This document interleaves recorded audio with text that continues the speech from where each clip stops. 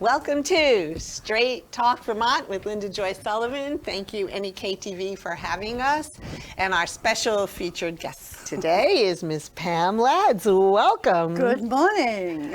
So Pam is here today in her role as a resident of Newport, a citizen of the state of Vermont, which makes you my constituent as a commissioner.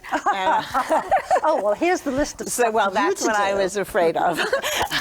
But anyway, I'm really glad you're here. And you had sent me a quote, and it was related to transparency and the effects of transparency, lack of transparency, and how it really affects the voice of the citizens, and how their voice could be stifled, manipulated, controlled. All of the above. Or actually speak out and let's hear. So there's all different ramifications and the way leaders pretty much can control what's going on. We can look at that locally, nationally, internationally. And that's exactly where I want to start. Good. So I'm going to throw it at you before we get into that conversation. Tell us a little about, you're a justice of the peace and how long you've lived here. I've lived in Newport for maybe 18 years now. Wow. Prior to that, I was upstate New York for 5 years and in Philadelphia for 23. So just a fun fact, because everybody, I'm from Manhattan, and my idea of upstate, you can't tell by my accent. It's true. And you can't tell by my thought process, attitude, right? The way I dress, right? None of it. None of that.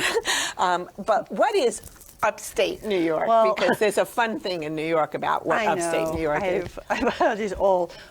We lived in the village of Catskill, which is between the Catskill Mountains and the Adirondacks, and it is above New York City. So it counts as upstate. Now, people who have lived upstate their entire lives think that's a joke. Well, of course, the Catskills are fun. The Concord Hotel and all that stuff. I mean, I grew up going up there. Right. And it was so much fun. And we from Manhattan. That is upstate New York. I know. But people in upstate New York are like, oh no. We all know that the world begins and ends with Manhattan. Now, okay, I'm glad we agree on that. My personal bias here is fed because my partner, spouse, is from Brooklyn.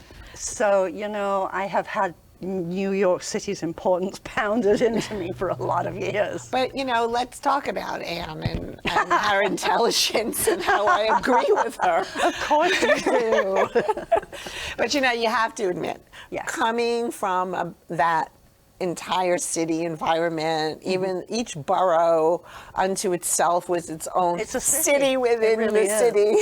Okay, you come with this whole reach to international people and a entirely different survival skill. Yes. And I love talking with Anne. Why don't you leave and let's get Anne on this show? Okay. We can do that. I have to go back and kick her off breakfast, but But seriously, it's that whole, you come with a whole international range when you live It's a different world. It's a different world entirely. And that's not the world that's here right now. Exactly. But having said that, this is an international world. I mean, for one, this is not a Vermont accent, nor is it a New York one, really, in case you hadn't noticed. But we are right on the edge of Quebec.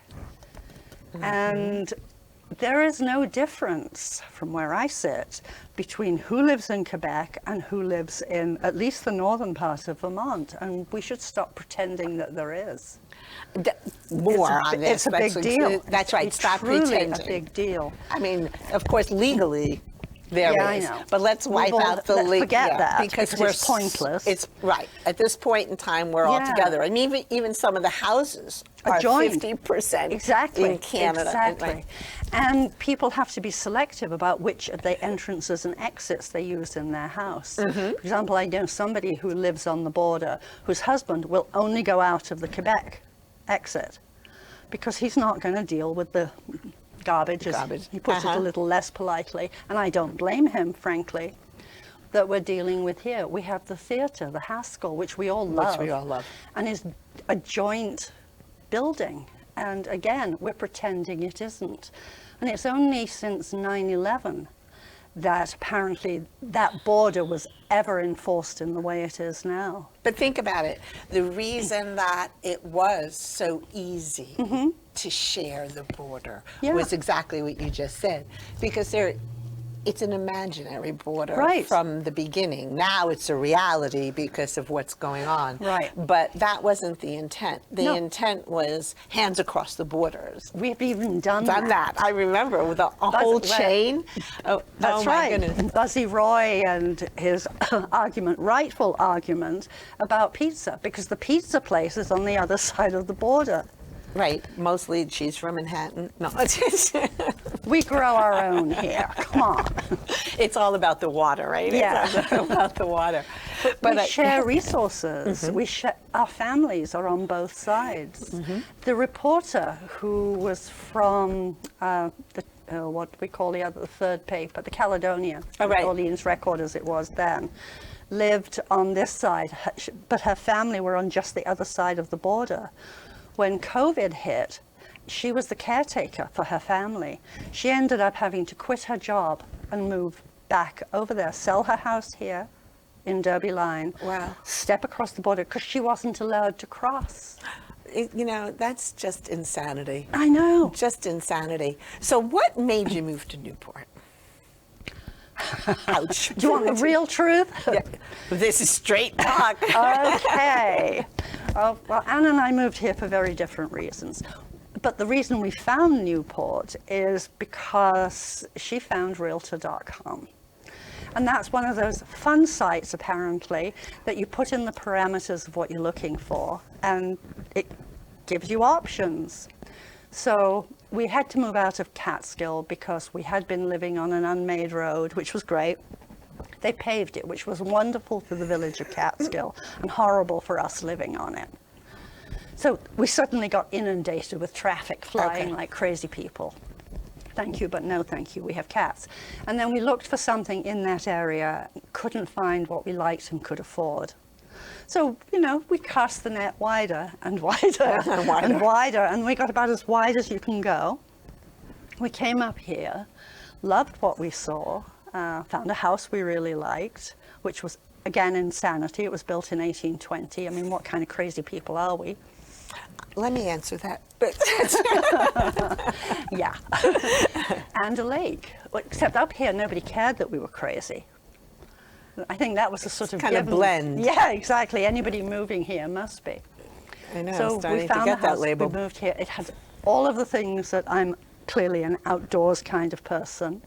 It had enough cultural things for Anne. And here we are. And that's 17, 18 years later.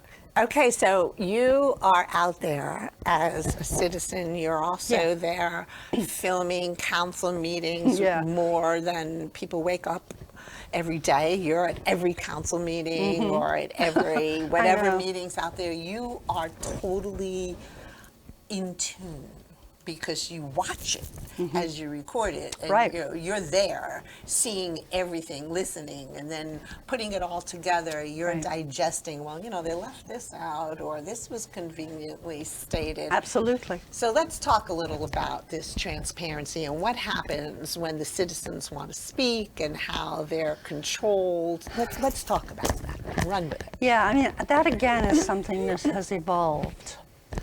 When we first moved up here, it wasn't, quote, like that. Now, at that time, we didn't attend all of the city council meetings. We had day jobs, and that does put a damper on things. You know, retirement has its benefits. Yeah, lack of income. Yeah, well, that's... employment has that, so, you know, what's the difference? But it does. It means that we're free to be involved more, and both of us became involved in a lot of things when we moved up here, and that was the time that there were planning groups who were really looking at Newport and saying, we've got some resources here. let's move this, let's get involved. It was when Renaissance had just started, which is now NDD, and umpteen different incarnations later. Still has the legal name of Renaissance. I know. Why we think changing the name is a benefit. It's as though you change the name, you're going to wake up the next day and you'll be a whole different person. Oh, okay. It doesn't work like that. So right. Anybody who's been a here, marketing effect, and it's which not goes a good into one. the transparency. Exactly. There's a belief that, or there appears to be, that if you change the name, you change everything and you can just push away whatever went before. But we all have long memories. We're our own little elephants here. So tell me about the whole speaking out or wanting to speak out. What have you found? What are the issues that are going on when you want to speak and you're not allowed to speak? Or we are, I think, pretty actively discouraged from speaking, other than in very controlled ways. So if you have something you want to, quote, comment on, for example, a city council meeting, okay, we'll just use that as the starter, sure. But because that's the most visible one. Most visible, right. But And it's not the only area. We're going to go far from it. Far from it. But it is the most visible. Then you have the option, you have to sign up. You are supposed to say where you live and something about what you're going to say. I mean, some of us are less forthcoming when we sign up. We do. Some of us are, should we say, more non-compliant than others. And when it comes to the comments section, which has morphed from something that was at the beginning of the meeting, so that somebody could share whatever it was they needed to and then leave if they needed to. Now they have to sit through the whole meeting because they have to be there from the beginning to sign up, because if you don't sign up, you don't count. And the comments section is at the end when people are exhausted. They've been there working for however many hours, and sometimes it can be as much as 3 hours. So you can tell how invested somebody is in hearing our comments, and we all know that. It's not welcoming. And then we can give our comment, and there's usually no feedback. I know that's by intent because I also understand that council meetings are for the council, but they're also a forum for citizens. So I just wanted to roll, because when I was in there as the mayor, Absolutely. the process was that comment period. But also my practice was that as we spoke on every votable issue, I opened it up. Yes. Is that still going on? Yes, okay. absolutely. So there is at least There is. But. The but that goes with that, you can comment on the issues that are on the table, but where does a citizen go who has something that's concerning them about, say, their neighborhood? So that should be during the comment period, definitely, because the comment period is for issues that are not correct. So you have both, the allowance of both, if it's allowed. Yeah. You know what I'm saying? Yeah. But let's go to the restrictions, and let's take that even further. Where does a citizen go when they want to say something? And if they do bring it to the various places, is that even brought to the attention of the public? And that's Generally, the issue no. I have, Yeah. because people have something to say when they come. You want to say, okay, well, how do I share this, or how do I get this information out to the public where they should be able to comment, or they should know, and there may be more citizens out there who agree, who have solutions, who have ideas that can help, or who have experienced not so healthy reactions to this. Yeah, I mean, I think so often there's and I do have some confirmation of this. There is a belief amongst those who sit at the table, the elected officials, that when people speak to them, they're expecting them, the council members, to be able to fix it. I don't think that's true. No, I don't think that's true, and I don't think that... But I think they feel like that very often when stuff is being fired at them. And very often it's being fired at them with a lot of passion, because it's important. But I think that if it's brought up, at a council meeting, the expectation isn't to fix it, but the expectation, at least from my point of view when I sat there, was how could it be fixed? Right. I definitely had that expectation. It was definitely, don't ignore this.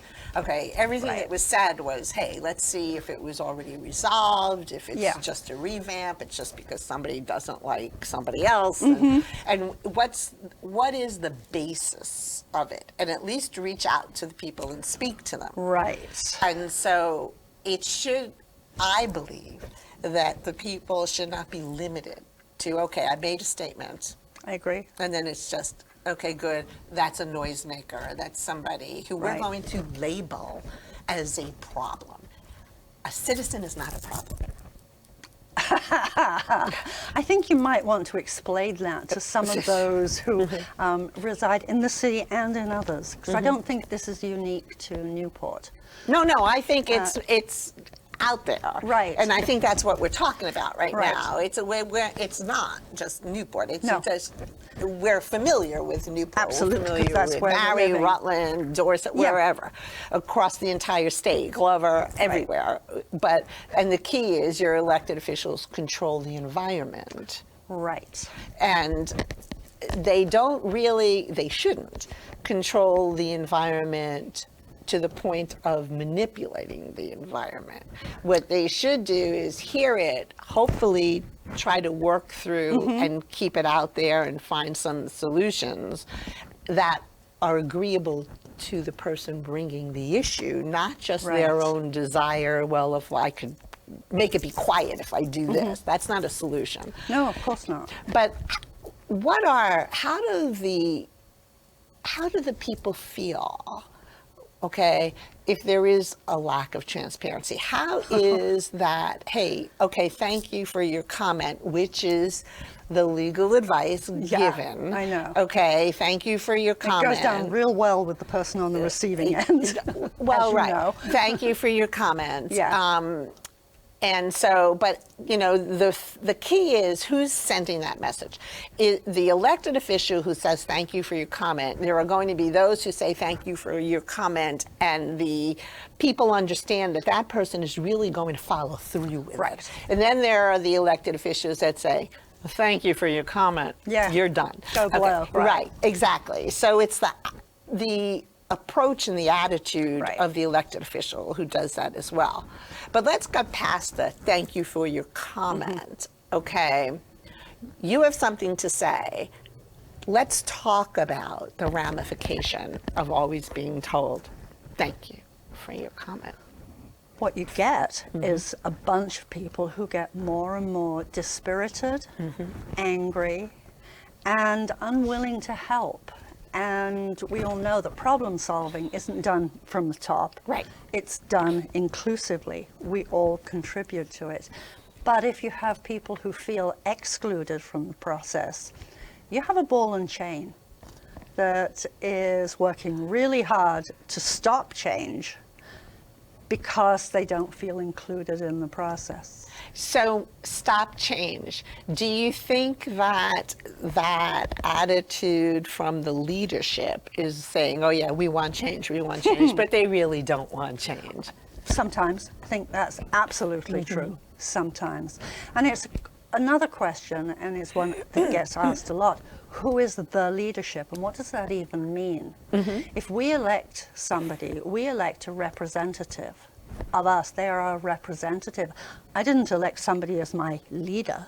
There you go. So you've elected somebody, and I'm going to say not your leader, but you've elected somebody based on the charter, just like Glover's charter. Everybody's charter is different. Our charter has a mayor who's a CEO.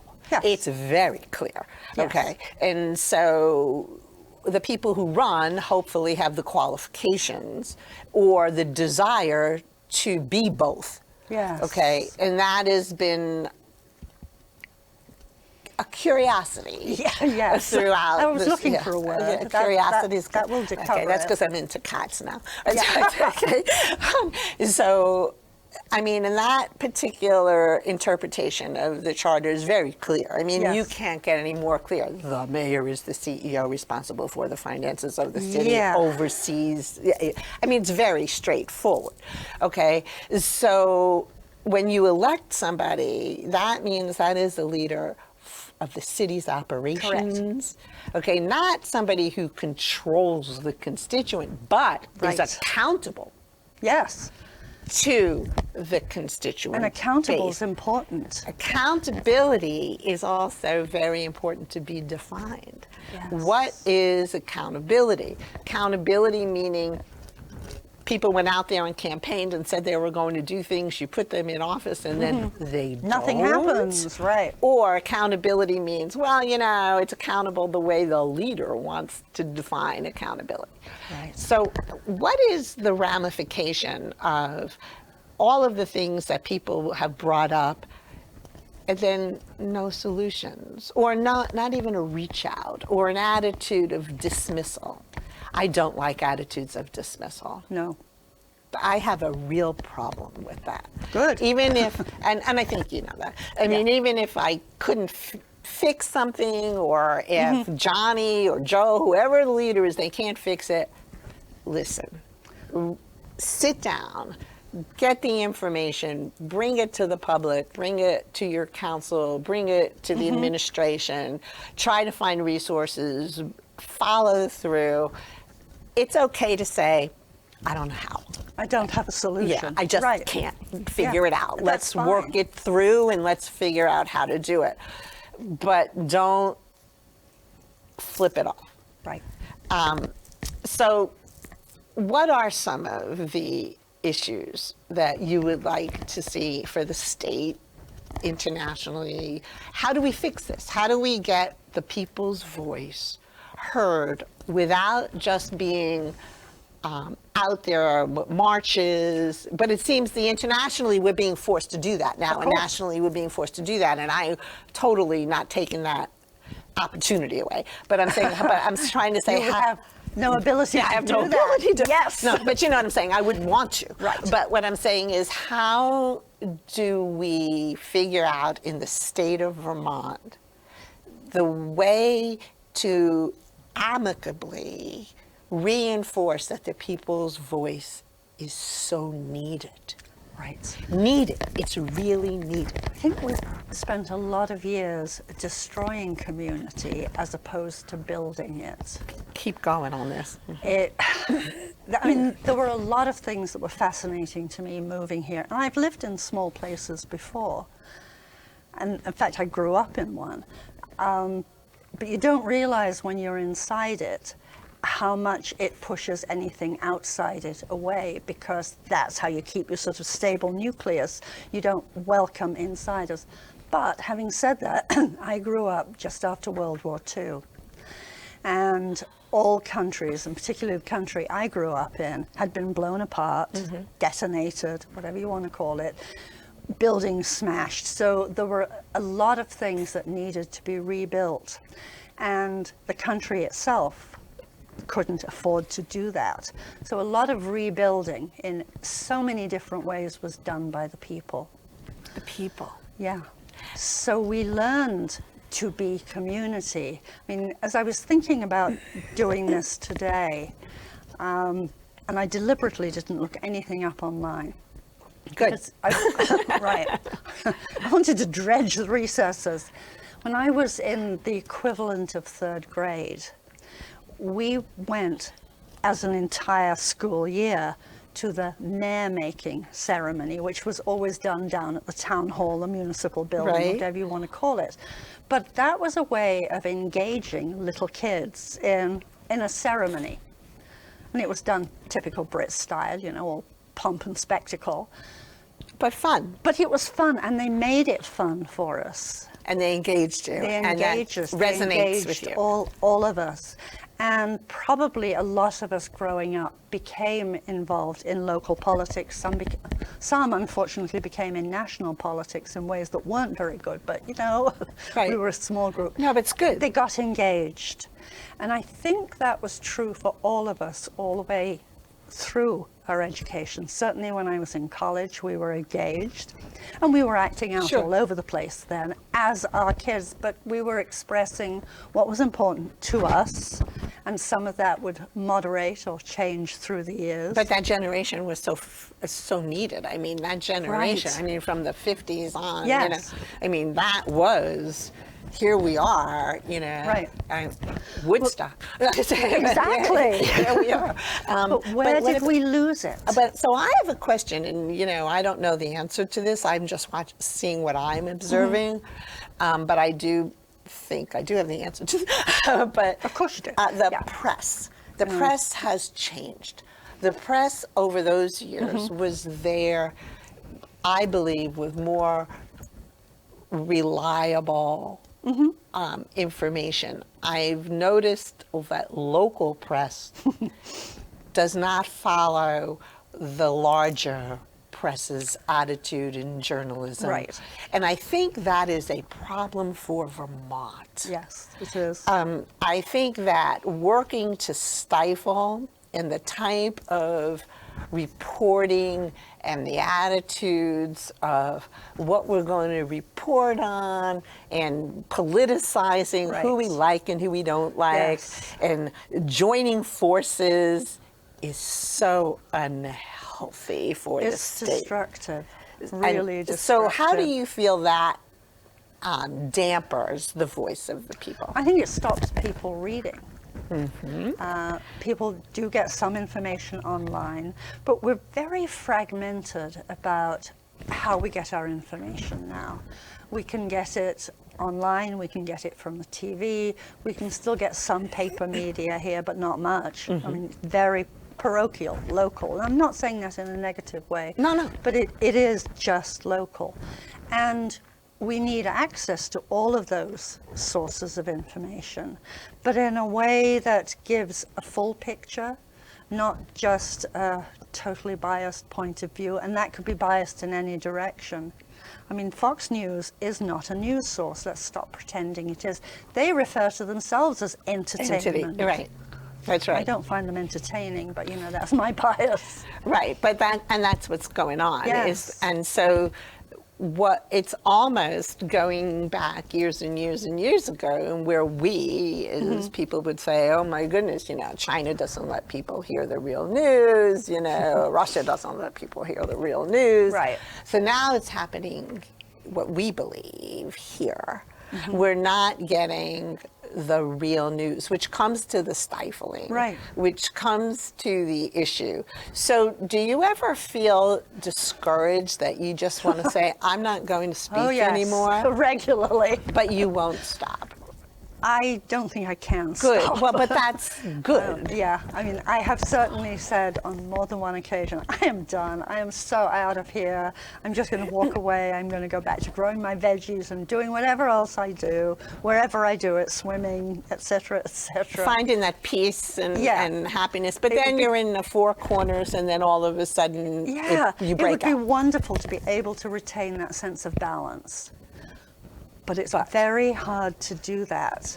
So balance, which is this glorious piece in the center, we tend to get ricocheted from one piece to the other, which is chaos. And it's not good for anybody to be flying between one and the other. But we do that. and We it's definitely- really unhealthy. So we have a lot of things going on in the state of Vermont, and I'm pleased to say that I had a women's commission meeting, and they're getting ramped up to set their agenda. And I don't think many people in the state of Vermont even know what the Commission on Women is all about, and that's what we're fixing now. It needs fixing. And so I we went to are one meeting. It needs fixing. Well, and That that's was years right. ago. And now Yeah. it is a new group of leaders, and the statute's being pulled up, and we're going to go through that, Good. and we are going to be out there, which is something that's very healthy for the state.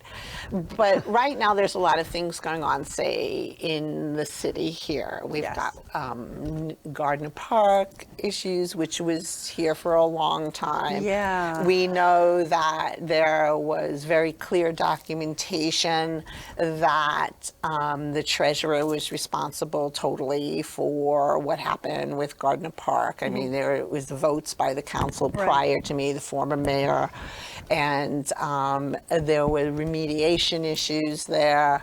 Have you ever spoken about any of this and gotten information? I have certainly asked a lot of questions.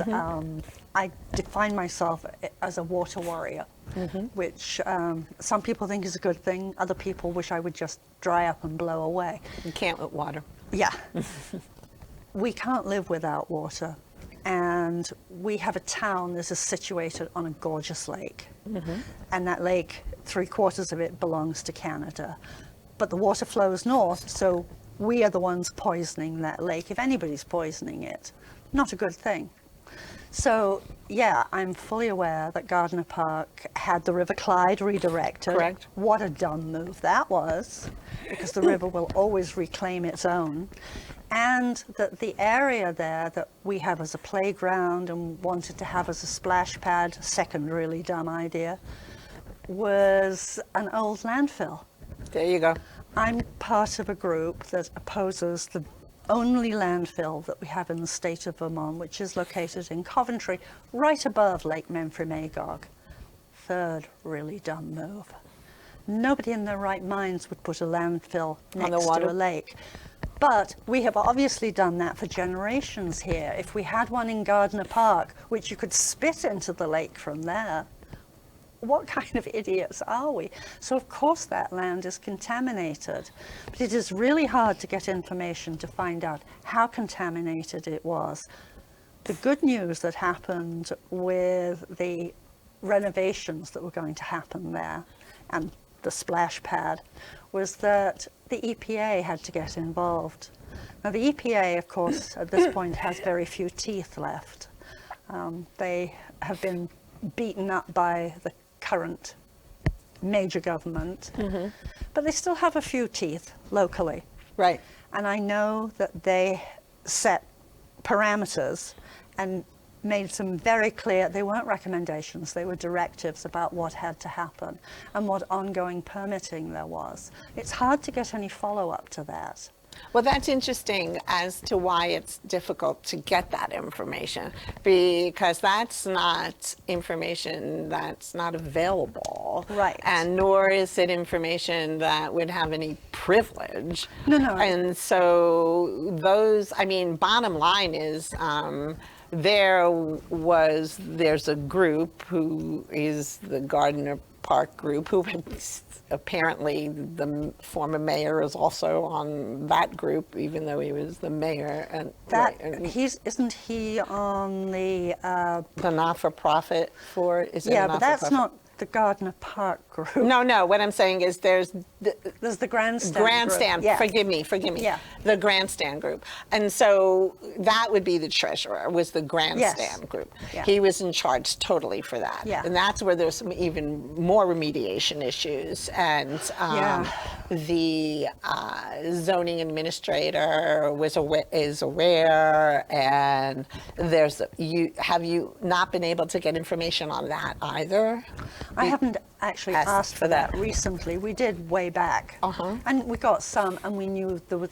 What I don't have, and I probably haven't asked for it in the quote right place yet, is for a list of what remediation was done and what still has to be done, and what the numbers are. I mean, what contaminants are we looking at? And who would you ask for that? I would probably go for the EPA and ANR as opposed to locally. Right. ANR, sure. Definitely ANR, which of course, ANR. I know them well. But ANR has brought issues against the city. They're looking at the water issues with the leakage, and we have all of that going on that has not been resolved. No. Remember we had two spills. Yes. Right. Certainly do remember. And, you know, you can't not deal with that. Right. And so those types of situations just expand our Right. water contaminants. Yes, they do. And I will tell you, I'm not an expert in this, but you can tell when people are going to get sick. I mean, that's... The sad thing is, so much of the issue with contamination is not immediate. There you go. So you're sort of looking at what's in the water, doing your research to find out what's known about those specific contaminants, and then it's a waiting game, because you have to prove that there is a connection, say, between PFAS and thyroid cancer. Well, cancer, sure, of course, any type It's a long of... wait. And how do you prove it? Until years and years and years Right. later, until our children become young adults. Right, and that was exactly the issue with the leachate that was coming from Casella, the only landfill, to the wastewater treatment facility here, running through that treatment facility, which couldn't treat any of the contaminants that were in, and then it was being discharged straight into Memphremagog. So I remember I had a forum on that, and I do. remember Teresa was Yes. so well prepared, and I actually she's great. hooked her up with one of the women commissioners who's very eager to focus on this area as part of the agenda we're looking Right. at.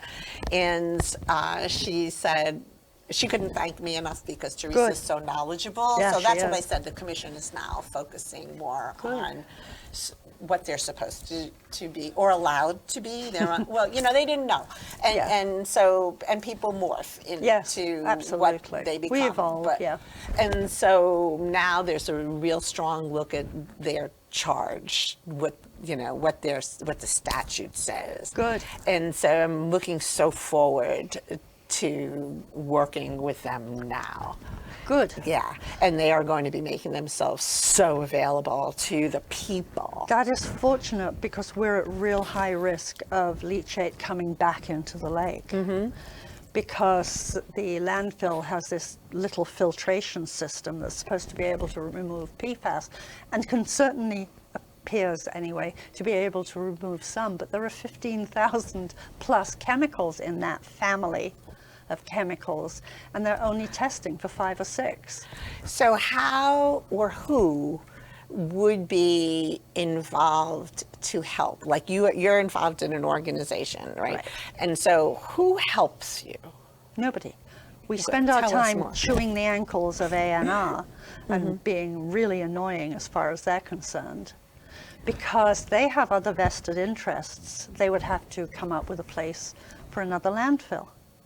Which is something that's been the talk for the past several years. Yeah, well, I'm not holding my breath. No, are you? right, right. But I'm saying, so, and that is going to be extremely political. Of course. And it's going to be also not in my backyard issues, right?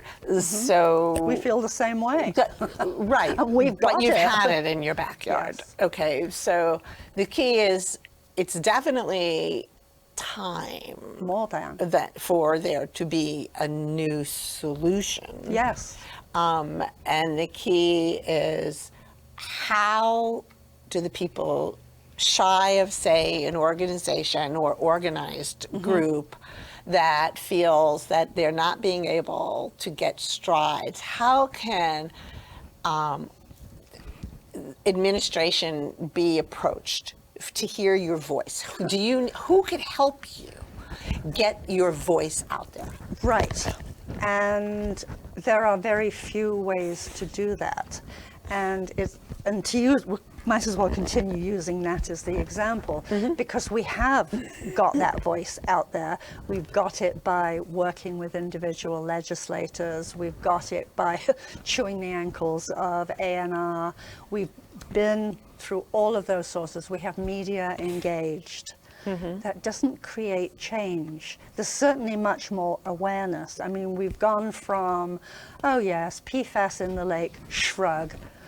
It's everywhere. Who cares? Well, you should care because it's poisoning you, it's poisoning the next generation and the one after that. So you're finding that if you normalize something, well. it becomes the norm, the new Yes. normal, so therefore nothing needs to Aren't be we watching that done. nationally? Ri- Across the right, board. Of course. So you've reached out to A&R, and have you reached, who else have you reached out to besides A&R? Have you gone to your city council? Have you, no, but I'm saying, have they? Yes, absolutely. We had World War III with the city council. What happened there? We got a petition together. We did a presentation to city council initially, and they were interested, and they actually stopped the leachate. They believed it. Right. It was a good presentation. And then they, for purely financial reasons, $185,000 a year, our lives were really cheap, decided to start taking the leachate again before we. So this was several years back. This is 6 years back. Okay. And then we kept going, obviously, with a lot of opposition from the city. Our state legislators, senators, and representatives sort of got involved, one of whom, of course, lives in Coventry and really benefits financially. Right. Or Coventry benefits financially. I'm not saying he does. The other one tried. At that point, we had Bobby Starr, and he was supportive. But then we got redistricted. Right. And although technically we had a voice in that, like hell we had a voice in that. Right. So that was a joke, that was a done deal. And now we have a senator who truly believes every word that comes out of the landfill's mouth, that we are the bad guys, that's the good guy. Because it's money. They're bringing money into the state, and they are. And they are so good at greenwashing. It's a science and art. So the legislature doesn't help. No. They try. A&R, They try. they- To be fair, they do try. But when you say they try, are they putting bills together? What Yes. are they doing? Yeah, not about the landfill specifically, but certainly about PFAS chemicals. Right. I mean, Ginny Lyons has She's the worked major. incredibly hard on that, and she truly has. And I believe former Senator Brian Campion Yeah. also did, though Yeah. he's not there anymore, but I There think was that was several- something he was passionate There about. were several who were enthusiastic, but by the time it gets to the table, if it ever gets If off the it wall, gets to the table. and a few of them got to the table, they've been so chewed on and changed that they have no teeth left. Do you have a lobbyist? No. Or no? I just trying No. to find Do out. you know how much it costs? It's interesting. We're a very small group. No, we don't That- have a I'm lobbyist. just trying to but get I can the tell you who information. does have lobbyists. Oh, I know. And if you want proof of that, there's a similar fight going on in New Hampshire. Oh, tell me about that. Oh, Save Forest Lake, but they have really done some amazing work. That's a new landfill, though, and there is no evidence to suggest that the state needs a new landfill there. But Casella does, because Bethlehem landfill is full. But he's alienated that community so much that there's a lot of opposition to Save Forest Lake. So I went to one of the hearings down in Concord. Okay. There were about 10 of us, and there were 10 lobbyists there, Okay. all for that company. They've got a lot of money. Well, and of it's course, really but hard that's to take that understood. on. I mean, yeah. But you know, the constantly hammering away, the door to door, because that's what you have to do. So, and this is my big question. What is the best route? Who would be the best spokesperson for the communication with the business? Which for business? your organization, for the businesses that are doing this, the landfills, etc. So in our situation, Coventry, it would be Casella. So I'm saying, who would be the best person To do what? to speak on your behalf? Oh, please, we have been down that lane. But I'm so trying to many- find this information out. You see, what I'm hearing you say is that your belief is that one person can go in, not kiss one up person. to them, and no, everything will change, 'cause it That's won't. not what I'm saying. It What I'm won't. saying is you've gone to the legislature to do bills. And what I'm saying is who is it? The legislature? Is it? No. It's not. It's It the sounds people. to me it's the people. We have Right. to get enough people involved. Uh-huh. And we're working on this side and on the Canadian side. Unfortunately, That's what I want to hear. Canada is getting it through their heads that 175,000 people who live in Sherbrooke, who drink from the lake, are getting the message. Finally. And I actually spoke with them when I was in Yes, as the mayor, I know you remember? did. And I spoke with them and we went through the treaty. We started to work together and we Yes. were actually going to, and I hope that would Right. continue. Well, it is continuing, but it's underground because Sure. we're now alienated From Canada, right. The good news about that, and there's not really much good news, is that makes them even more pissed off with the USA, and boy, do we deserve it. And so, let's they're talk paying about that. attention. The issues internationally that are going on now, and I don't want to turn this into a who I voted for, who I didn't vote for. I really want to look at the issues with Canada, What has and happened? It's because awful. It's absolutely awful. And so now, I mean, the individual people, of course, don't hate the individual people here. No. But they are so stunned. I think that's They've the moved only on from word. stunned Yeah. to actively angry. Well, that's where I was going. So first it And was right just on. stunned. Yes. Okay, like maybe this is not a reality, but it was like a stun gun. Right. And it kept happening and being repeated and being repeated. So how do we work their voices and our voices? How do we reunite that for the water, for the things that keep us alive, the health issues? The business on Main Street. Let's talk about that. Our businesses on Main Street, I mean, you can see when you walk down the street. I'm sure it was part of Largo's decision because they lost a lot of customers. Kingdom Games has lost a third of their registrants because they came from over the border. I spoke to Dina at the East Side the other day. Mm-hmm. Fortunately, they do events, but a lot of their business is Canadian. And in the summer, it all comes down the lake. There was one boat tied up outside. The Wow. dock should be packed. It's at this gorgeous. time. Right, that's right. But this strike, Yeah. I'm going to call it a strike. It Okay. is, and rightly so. Oh, right. I'm not saying right or wrong. I'm just saying. So there's this strike, Mm-hmm. and it's affecting, of course, our All of us, economy. all of us, big time. But beyond economy, it's affecting the people's mental health. Oh, it's horrible. Yes, Yeah. it is. So it's not just the physical health, which No. is horrific unto itself. Right. But it now is also affecting the mental health. We It's look at each other and we say, fear. I'm so sorry, I didn't do this, I didn't vote for him. But that's not the answer, that doesn't change it. So people become afraid. They, Yes. and fear We is, become afraid of the each other. behavior, causes Yes. behavior or lack of Yeah. behavior or action. We're really good at marketing fear. Fear, that's right. And so when you're stifled, your voice is stifled, even if it's at a local council meeting. Right. Okay. That fear is internalized because Yes.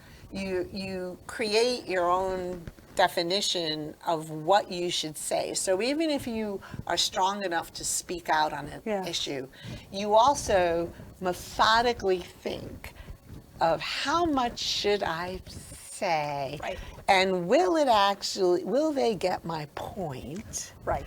So you're redefining what you want to say based upon how We're self-censoring. you are controlled. Yes. Self-censoring is a phenomenal word. Yeah. Tell me about that. Talk to me. Where have you seen that happen to you? On what issues? On so many. It's the how do I get my point across without alienating this person who is already hostile towards me for a variety of other reasons. It's probably better if I just keep my mouth shut. I'm not very good at keeping my mouth shut. But people shouldn't be afraid to speak. We are. And I don't like that. People should not be afraid to speak. No. And if we look at it up here again, we have ICE coming in and raiding the farms. We need workers on the farms. We don't have them unless we have illegals, which is another term that's obnoxious. Well, right. I mean, So the terms that are being thrown around. Sideways. And that's another thing. You know, people throw around these words. I mean, we've heard even our mayor throw around the word impropriety, dishonest. I mean, and then he had to pull that back, and impropriety is going to probably end up getting him a personal lawsuit. I mean, but I'm saying that people don't think. Right. Okay, they use these words and they throw them out, and they really don't understand the consequences that will be brought by people who are not afraid to bring these lawsuits. And so I don't like the idea that somebody feels stifled, and that's always been from the day I started to give back to society. That's always been something from me, because I'm not one to hold back either. We pick initially on groups who are smaller and more defenseless. So the two bugaboos right now are illegals and transgender. Yeah, that's exactly right. And then we slide in little things like abortion, and then slide right back out of that. All right, so I'm going to argue with you right now, because abortion is not a little thing. No, it's not. It's not, but the word is. That's right, and the it comes word. in, and then it steps out. And we go back to talking about illegals and transgenders. Same thing, not little things. We're building a case. And then in comes abortion again, and then we step out of it. But look what happens when you take all of these issues and they're clumped together. That's right, and that's what the plot is. And that's what plot. That's the whole scheme to force them to be little. Yes, to exactly. force it into one corner, into one acronym. Yes. And then all of a sudden it loses its personalization to humans. Yes. Okay, which we are supposed to be civilized society. That's why, we call ourselves the hierarchy of the animal kingdom. Yeah. Okay, because we're rational. Okay. We used to use communist, socialist in the same way, but most of us are not scared of those anymore. There's enough people who live here who come from countries that are, quote, defined as socialist. Yeah, and your point? That's right. And there we go. So we can, quote, pull your normalize philosopher, and who cares? Exactly. Right. So now we have transgender and illegal. We're supposed to be terrified of immigrants because they're all evil. I thought we were all immigrants here. Some of us may be more recent, but we're immigrants. And so this whole division of people within society enhances the fear. Absolutely, and that's what it's designed to do. So I personally have... I don't know the answer, but I do have the voice, and I will be out there and I will be. And I have already started looking at this. When people become afraid to speak, I like that they speak with evidence, but they should still be allowed to speak. Right. When people become afraid to speak, my concern is, how do I stop them from being afraid? Because fear's taught, in my mind. Yes, it is. It is totally taught. Absolutely. And I do not like, in the national, the local attitude of elected officials when they are encouraging fear. I want to find the way to tell people you can speak. Yes, maybe here's a thought process that could help you better get your voice out there. And I know it's exhausting. I mean, you know, you're coming up against people who maybe have more resources, who can fight, and you get exhausted, and then you've got local press who just gives the story to whoever they like. And, you know, in their own, you know, I've seen editors' chats where they've turned around and said, oh, we're going to do this because we're taking this political position. But you know what? The people's voice. Let's talk about how do we get it out there? That's important. So if there are groups now, because of the entire climate, who are saying this is very important that we get out there and we use our resources to work with the people, what's the best way for us to meet with the people? So if we turn around and say, okay, let's group A, group B wants to help, and they come out and they have the authority to help and the ability to help, and they reach out and say, we're going to set up a forum or we're going to set up something, how do you get the people there? Do the people so afraid or they don't care anymore that they don't even want to come out? No, I don't think that's true. And there's something about setting up a forum that's alienating. Okay, so let's talk about that.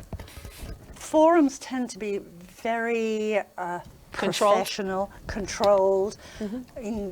Well, what about let's not call it a forum. Let's call it a listening session, or let's call it whatever word you can come up with that would help us figure it out. Yeah. It has to not be an us and them.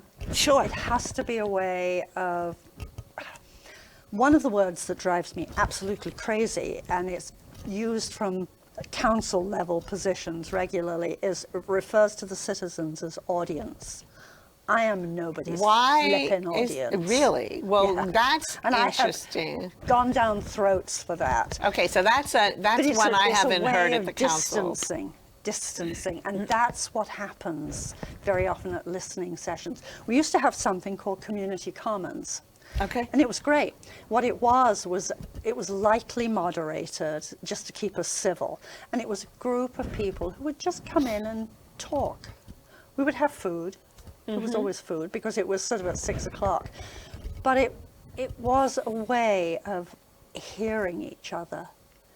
And until we start hearing each other without the desire to go straight down somebody else's throat, we're in trouble.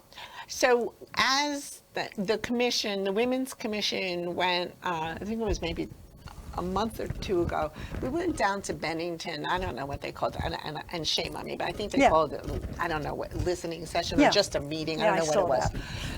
But people showed up. Yes. And issues, we asked, literally, what's on your mind with this whole, what's going on now, and we wanted to hear it. And then we took those issues back and we reviewed them, and we're following up on that. But would people show up? Like, that's the key, is how do you get I think once they see more and more, they will realize it's a reality and it's not just thanks for talking to me and goodbye, which is what they're used to, right? So I can tell you that there is going to be far more involvement from at least the commission, and hopefully, and I know other areas as well, but I don't want to stop this conversation, so I'm going to tell you with authority that you need to come back. Oh, okay. I'm so compliant. Not. Because I have a hit list. Of things I really wanted to talk about. I wanted to talk about emails that are manipulated. I wanted to talk about the reason why people settle lawsuits. I want to talk about what's really going on, why people are afraid to go out there, and things that really affect the city. Those are interesting issues. And I really want to talk to you about that. So if you raise your right hand and say you'll come back. No. Only my left hand. Only your left hand. Sinister, remember? That's right. That's right. So I really would like to continue this because we're just starting here. Yeah. And there's a lot of issues, and I'm going to be totally pulling from here, and we're going to come back. Do you want to say anything as a grand finale before we end today? Something I think a really good issue to start with, and I agree, Sure. we need places to come together and talk, is healthcare. Okay. I think that is one that does have people already engaged. They're not afraid of talking about healthcare. It's a starting place. Where it will get a little scary is when it involves access to healthcare for, quote, marginalized groups, Right. which has to be included. Of course. And darn well should be. Of course. And when we talk about women's healthcare. Well, that's is something, a big issue. spectrum. And that's Yeah. definitely on the commission's list of things that we're going to be deciding on, what's going to be our priorities, and that's been brought up. But we are losing access to all of our care up here, whether we agree or not. I mean, it's just sliding away. Right. And, we came out immediately when we had the issue with the hospital. We went up to Montpelier and we started that, and was very eager and got major strides done with the Green Mountain Care Board as well as with the legislature. Yeah. But we did. It hasn't changed it, though. No, That's but the sad at least thing. but we haven't lost a hospital yet. No, we haven't. But that's not the issue anymore. Right. That issue is controllable. Yes. The issue now is the actual health care access and availability and affordability and how it affects practitioners who are willing to come. That's right. And so that's a whole topic, and I would love to have that as the next discussion. I'd love to do that. Okay. Plus, we hit this. But really, this is a great opening because this is so important because This is the longest preamble ever. Well, you know what? Preambles are good. We have one before the Constitution. And this is like really good. The key here is that it's a voice that's needed, and nobody's voice should be stifled. Right. But it doesn't mean that people should just rant, which we've seen too. No, nor should we attack. That's correct. I mean, it shouldn't be like, I don't like Pam, so I'm going to say all these horrible things, and therefore. Okay. Exactly. It should be the issue, what's going on, and let's look at the evidence, and let's see how we can fix it. And sometimes, how do we come? Works. That's right. Balance. It's my favorite thing. Balance. Right. And maybe we can get Ann on with you.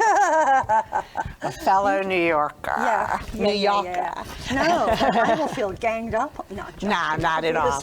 Not at all. This was really great. Yeah, it was you have fun. no idea how much I wanted to get this conversation started. Cool. And I thank you for your time. I Thank do. you. Thank you. And I'm going to ask you to invite me on your show. Sure. So I want to thank Pam Lads. This was the beginning of a discussion on the people's voice, and we are going to follow up on this, and we are going to be looking at lots of issues across the state. We are going to be looking at issues so that the people can speak and not be afraid, and how can we help, and how do we get some solutions going here on the various issues. So this has been Straight Talk Vermont with Linda Joy Sullivan. Thank you, NEK-TV, and we will see you next week.